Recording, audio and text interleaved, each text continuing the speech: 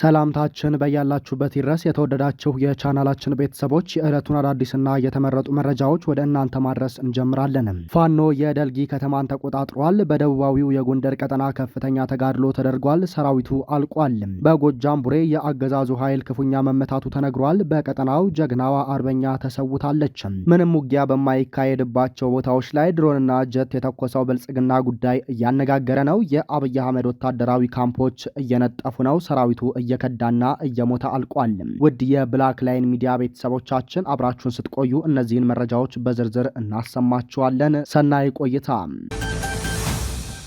በጎንደር ተጋድሎ ቀጥሏል። የጣናዋ ዳር ከተማ ደልጊ በፋኖ ቁጥጥር ስር ገብታለች። የአገዛዙ ኃይል ወደ ጫሂትና ጎንደር እየፈረጠጠ ነው ተብሏል። በሌላ መረጃም ከአብይ አህመድ መከላከያ ላይ በአለም ሳጋ ምድር በውባንታ ባተ ልጆች ከተራራ የገዘፈ ደማቅ ድል ተመዝግቧል። ሜጀር ጀነራል ውባንታ ባተ ተወርዋሪ ክፍለ ጦር፣ የክፍለ ጦሩ ቃኝ መሐንዲስና ሳምነው ብርጌድ፣ ጉና ክፍለ ጦር፣ ገብረ መስቀል ብርጌድ፣ ታቦር ሻለቃ ባደረጉት ተጋድሎ እጅግ አስደማሚ ድል ተገኝቷል። ከባህር ዳርና ከደብረ ታቦር የመጣው መከላከያ ድቅቅ ብሎ ተመቷል።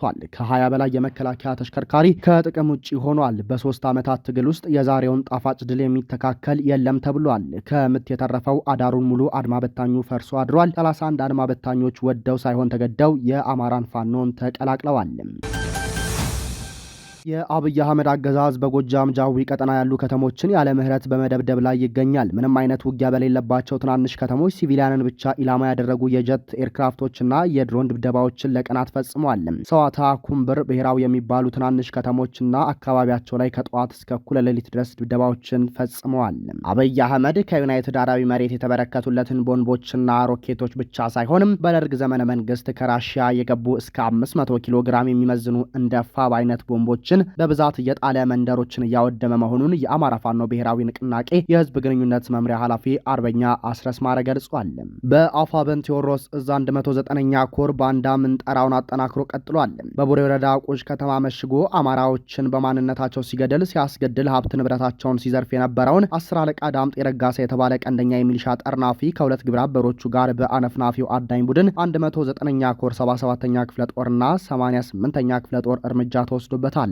ንስሮቹ የ109ኛ ኮር አነፍናፊ ቡድን ከማሽካል እስከ አዮጓክስ አይናቸውን ተክለው አሰሳ ሲያደርጉ ከቆዩ በኋላ ከምሽቱ 4 ሰዓት ተኩል ላይ 3 የመከላከያ አባላትና 3 የሚሊሻ አባላት ላይ እርምጃ ወስደዋል። አሁን ላይ ብልጽግና መንደር ላይ ድንጋጤ ተፈጥሯል። ዋይታው ጩኸቱ በርክቷል። የሚይዘው የሚጨብጠው አጥቷል። ሚስታቸውንና ልጆቻቸውን ማመን አቅቷቸዋል። በዛሬው ኦፕሬሽን የተደናገጠው የብልጽግናው ቡድን ንጹሐን አማራዎችን የፋኖ ቤተሰብ ናቸው፣ ዝምድና አላቸውና የተለያየ ምክንያት በመደርደር በጅምላ እያፈሰ ጨለማ ቤት እያሰረ ይገኛል ተብሏል። የ12ኛ ክፍለ ጦር ዙ 23 ተኳሽ ፋኖን ተቀላቀለ። 10 አለቃ መሐባው አግማስ አያናው የተባለው የሰሜን ምስራቅ እዝ 803ኛ ኮር 12ኛ ክፍለ ጦር ዙ 23 ተኳሽ የነበረው የመከላከያ ሰራዊት አባል በተደጋጋሚ ከጨፍጫፊው ብልጽግና ስርዓት ጎን ተሰልፎ ከአፋብን ኃይሎች ጋር በተለያዩ አውደ ውጊያዎች ሲዋጋና በአለቆቹም ትዕዛዝ ከሲቪል ዜጎች እስከ ህዝባዊ ተቋማት በዙ 23 ከባድ መሳሪያ ያለ ርህራሄ እንዲጨፈጭፍና እንዲያወድም ይገደድም እንደነበር ይገልጻል። 10 አለቃ መሐባው መከላከያ ተቋም አሁን ላይ በዘራፊና ባለ አዋቂ መሪዎች እጅ መውደቁ ዜጎች የተለያየ ታልጋ እየተለጠፈባቸው ህዝብ ይቀጣሉ፣ ይታሰራሉ፣ ይደፈራሉ፣ ሀብታቸው እንዲወድም ይደረጋል፣ ሀገርም አደጋ ላይ ወድቃለች። ይህን ክስተት እያየውና እየሰማው ከተቋሙ ጋር መቀጠልን ትቼ ተቋሙን ለመታገል ወደ ፋኖ መጥቻለሁ ብሏል። 10 አለቃ መሐባው አግማስ ከመከላከያ ተቋም ወጥቶ የአማራ ፋኖ ብሔራዊ ንቅናቄ አፋብን ሰሜን አማራ ቀጠና በላይ ዘለቀ እዝ ጎንደር የበጋሻው ክፍለ ጦርን ተቀላቅሏል። ብልጽግና ከየአቅጣጫው ጦርነት ውስጥ መግባቱን ተከትሎ ሰራዊቱ እየፈረሰ ፋኖን እየተቀላቀለ ቀጥሏል። በሌላ ቀጠናም 7 የደቡብ እዝ 202ኛ ኮር የፋሽቱ ብልጽግና አገዛዝ ዙፋን ጠባቂ የነበሩም የሰራዊቱ አባላቶች ህዝባችንን አንዋጋም አገራችንንም አናፈርስም በማለት ከነሙሉ ትጥቃቸው አፋብን ምኒልክ እዝ 102ኛ ኮርን ተቀላቅለዋል። የኮሩ አመራሮችም አቀባበል አድርገውላቸዋል። የአፋብን ቴዎድሮስ እዝ 105ኛ ኮር 44ኛ ክፍለ ጦር አርበኛዋ ከብዙ ውጊያና ትንቅንቅ በኋላ ተሰውታለች። አርበኛዋ ራስሽን አታጥፊ የሚሉ ድምጾችን በመናቅ ለጠላት ከመያዝ ራስን የማጥፋት ውሳኔ ያለማመንታት የወሰነች የኤፍሬም አጥናፉ መንፈስ ያደረባት ቆራጥ የቴዎድሮስ እዝ ጀግኒት አርበኛ ነች። የአርበኛዋን መስዋዕትነት አስመልክቶ ሐሳቡን ያጋራው የቴዎድሮስ እዝ አመራሩ አርበኛ ግሩም ምሳሌ ጀግኒት አርበኛ ዘመናዊ ደጉ ሞቷ ለአማራ ህዝብ ነጻነት የተሰጠ የራስ ውሳኔ ነው ብሏል።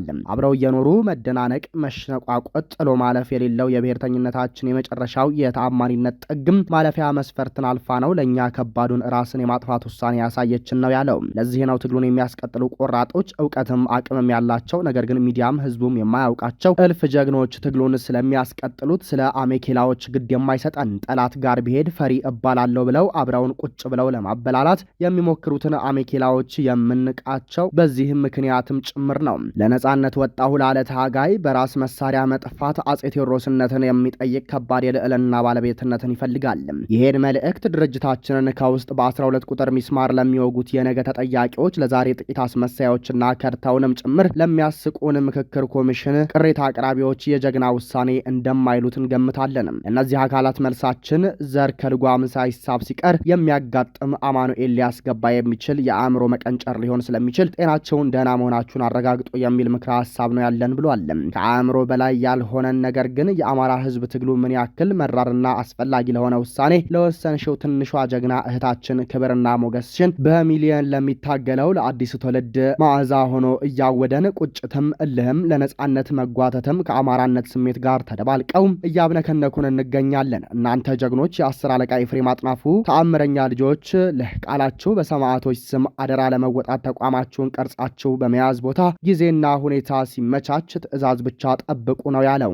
አንዳንዶቻችን ከድቶ የገባን ባንዳና የባዶ ሽው ገደሌዎችን የሴት ልብስ እየለበሱ ሲፖስቶ እያየን ስህተት መሆኑን ለውስጣችን ነግረን አልፈን ነበርም። ምክንያታችን ሴት ጀግና ሆኖ ከመፈጠር ባለፈ ብዙ ጀግኖችን ጸንሳ የምትፈጥር ድንቅ ፍጡር ስለሆነችና አጠቃላይ የታጋዩን ቤተሰባዊ ችግር እስከነ ደቋናው ተሸክመው ነጻነትን የሚናፍቁ ፍጥረቶች ስለሆኑ ነው። የከዱትን ቀሚስ አልብሰን ስንፖስት ሴት ናችሁ ለማለት አስበን ከሆነ እነ አርበኛ አያልነሽ ስሜነህ፣ እነ እቴጌ ጣይቱን፣ እነ አርበኛና ጋዜጠኛ መስከረም አበራ፣ እነ አርበኛ አይን አዲስ ዋለልኝን፣ እነ ጋዜጠኛ መዓዛ መሐመድንና አርበኛ እናትነሽንና አርበኛ ታርላን ታጋይ አይደሉም እያልን መሆኑን እንዳንረሳ ለማሳሰብ ወዳለም። ሴትነት የፈሪ የተማራኪና የተሸናፊ ምልክት አድርጎ ማሰብ በራሱ አንጎለ ገቢርን የማጣት ያክል የወደቀ እሳቤ ናቸው። በዚህም ምክንያት እሳቤው መታረም ያለበት የዘገየና ኋላ ቀር በመሆኑ መቀረፍ አለበት የምንለው ለዚህ ነው። ለማንኛውም ለጀግና የሚለቀስበት ጊዜ ላይ ሳይሆን የሚመሰከርበት ጊዜ ላይ በመሆናችን ከጎን አብረን ያየነው ሀቅ ለመደበቅ ተቸግረንና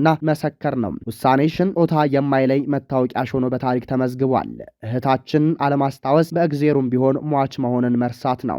ለዓላማ በጠላት እጅ ከመሞት ወይም ከመማረክ መተኪያ በሌለው ህይወት ላይ ወስኖ ራስን ማጥፋት የትግል የበኩር ልጅ መሆንን የሚያሳይ ከእድሜሽ ከፍ ያለ ህያው ሰማዕትነት ስለሆንሽ ታሪክሽ በደማቅ የወርቅ ቀለም ተጽፎ በጀግንነትሽ ትውልዱ ይማርበት ዘንድ እንሰራለን ብሏል። የዓለም አቀፉ የጋዜጠኞች መብት ተሟጋች ድርጅት ሲፒጄ የኢትዮጵያ ባለስልጣናት የአዲስ ስታንዳርድን ምዝገባ በአስቸኳይ እንዲመልሱ አሳሰበ። የኢትዮጵያ መገናኛ ብዙሃን ባለስልጣን የአዲስ ስታንዳርድን የበይነመረብ ሚዲያ ምዝገባን የምስክር ወረቀት ከየካቲት 17 ቀን 2018 ዓ.ም ጀምሮ መሰረዙን ተከትሎ የዓለም አቀፉ የጋዜጠኞች መብት ተሟጋች ድርጅት ሲፒጄ የኢትዮጵያ ባለስልጣናት የገለልተኛውን ተቋም ምዝገባ በአስቸኳይ እንዲመልሱ ጥሪ አቅርቧል። የሲፒጄ የአፍሪካ ዳይሬክተር አንጄላ ኩዌንታል ይህ ቁጥጥር ሳይሆን በቀል ነው ሲሉ ተናግረዋል። አክለውም የኢትዮጵያ መገናኛ ብዙሃን ባለስልጣን ብሔራዊ ጥቅምና የሚዲያ ስነ ምግባር የሚሉ ግልጽ ያልሆኑ መመሪያዎችን እንደ መሳሪያ በመጠቀም ገለልተኛ ጋዜጠኝነትን እያፈነ ይገኛል ብለዋል። የአዲስ ስታንዳርድን የስራ ፈቃድ መሰረዝ በኢትዮጵያ ውስጥ ወሳኝ የሆኑ ዘገባዎችን ለማዳከም የታቀደ የተቀናጀ ዘመቻ አካል ነው ሲሉ ገልጸው ባለስልጣናት የተቋሙን ምዝገባ በአስቸኳይ ሊመልሱና በፕሬስ ላይ ያደረሱት ያለውንም እየተባባሰ የመጣ ጥቃት ሊያቆሙ ይገባል ብለዋል። የኢትዮጵያ መገናኛ ብዙሃን ባለስልጣን ትናንት የካቲት 17 ቀን 2018 ዓ.ም ባወጣው መግለጫ አዲስ ስታንዳርድ የሚዲያ ስነ ምግባርን የሚጥሱ የኢትዮጵያን ሕግ የሚቃረኑ እንዲሁም የሀገርንና የሕዝብን ብሔራዊ ጥቅም አደጋ ላይ የሚጥሉ ዘገባዎችን በተደጋጋሚ ሲያሰራጭ ቆይቷል ሲል ከሷል። ባለስልጣኑ አክሎም ለተቋሙ በተደጋጋሚ ማስጠንቀቂያ ቢሰጠውም የሚዲያ ተቋሙ የማስተካከያ እርምጃ ሳይወስድ በመቅረቱም በኢትዮጵያ የሚዲያ አዋጅ መሰረት ምዝገባው እንዲሰረዝ መደረጉን ገልጿል። የአዲስ ስታንዳርድ ዋና አዘጋጅ ዮናስ ከደድ በበኩላቸው ውሳኔውን ውድቅ ያደረጉ ሲሆን ተቋሙ ከመገናኛ ብዙሃን ባለስልጣን ምንም አይነት ይፋዊ ማሳሰቢያ ደርሶት እንደማያውቅ ገልጸዋል።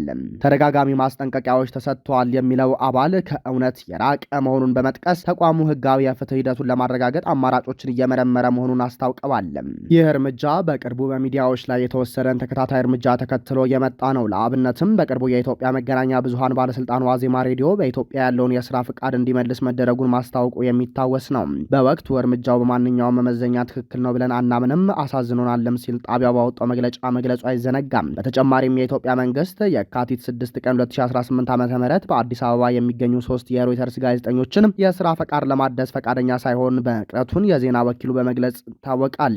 በተጨማሪም የጀርመኑ ዜና ወኪሎች ቬሌድ ወይም ዲደብሊው የሚሰሩ 2 የሀገር ውስጥ ጋዜጠኞች የስራ ፈቃዳቸው በዘላቂነት መታገዱ የሚታወስ ሲሆን የቢቢሲ ዘጋቢዎችም የስራ ፈቃዳቸው ሳይታደስ መቅረቱ የኢትዮጵያ የሚዲያ ምህዳር ይበልጥ አሳሳቢ አድርጎታል ተብሏል። አዲስ ስታንዳርድ ራሱ በተደጋጋሚ የመንግስት እርምጃዎች ሰለባ ሆኗል። ለአብነትም በሚያዝያ ወር 2017 ዓ.ም ፖሊስ የተቋሙን የአንድ ባልደረባ መኖሪያ ቤት በመበርበር 3 ስራ አስኪያጆችን በቁጥጥር ስር በማዋልም ንብረቶቹን ወስዶ ነበር። ቀደም ሲልም በሰኔ ወር 2013 ዓ.ም የአሳታሚው የስራ ፈቃድ በመነጠቁም ተቋሙ ታግዶ እንደነበር ይታወሳል። እንደ አውሮፓውያን አቆጣጠር በ2011 ዓ.ም የተመሰረተው አዲስ ስታንዳርድ በወሳኝ የፖለቲካ ዘገባዎቹ የሚታወቅ ሲሆን አሁን የተላለፈበት የፈቃድ ስረዛ ውሳኔ በኢትዮጵያ ውስጥ በህጋዊ መንገድ እንዳይንቀሳቀስ ያግደዋል። ሲፒጄ አስተያየት እንዲሰጠው ለኢትዮጵያ መገናኛ ብዙሃን ባለስልጣን በኢሜይል ላቀረበው ጥያቄ እስካሁን ድረስ ምንም ምላሽ አላገኘም።